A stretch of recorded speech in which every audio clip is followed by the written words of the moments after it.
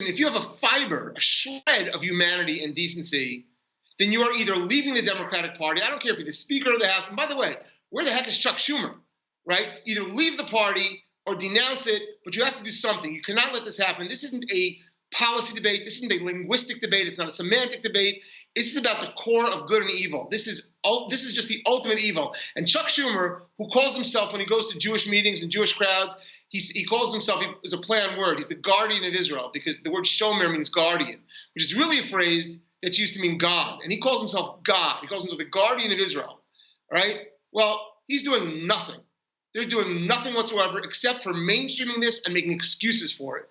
Exactly. There was a Jewish lawmaker, a Jewish legislature, who wrote a formula for how you can tell whether criticism of Israel is valid criticism of a government or a state, because that's perfectly fine. You know, I can sit here and say, well, I don't like Israel's policy on abortion because I believe life begins at conception. I don't like that social policy. It's not anti-Semitic. That's a legitimate criticism of a political policy in their state. This Jewish lawmaker wrote an algorithm for how you can tell whether it's legitimate criticism or whether it's anti-Semitism. He called it the 3 Ds. They are delegitimize, demonize, and double standards. So if someone is criticizing Israel or criticizing Jews and they're trying to delegitimize the existence of Israel, like perhaps, as an example, Ilhan Omar's comment where she said Israel's not a democracy because it's a Jewish state, because it's a religious state, even though all citizens of the state of Israel, even those who are not Jewish, have equal rights, which means that they are.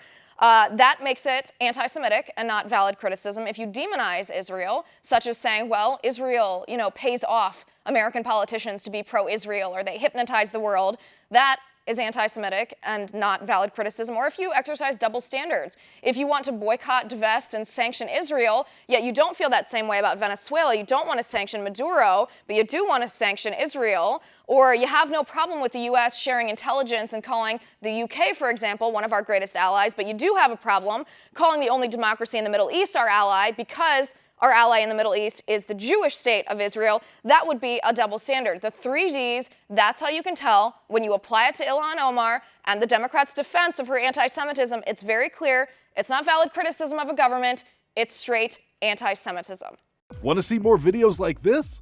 Click on the link below and subscribe to One America News on YouTube. And call your cable provider and kindly demand that One America News is added to your lineup. Call and subscribe today.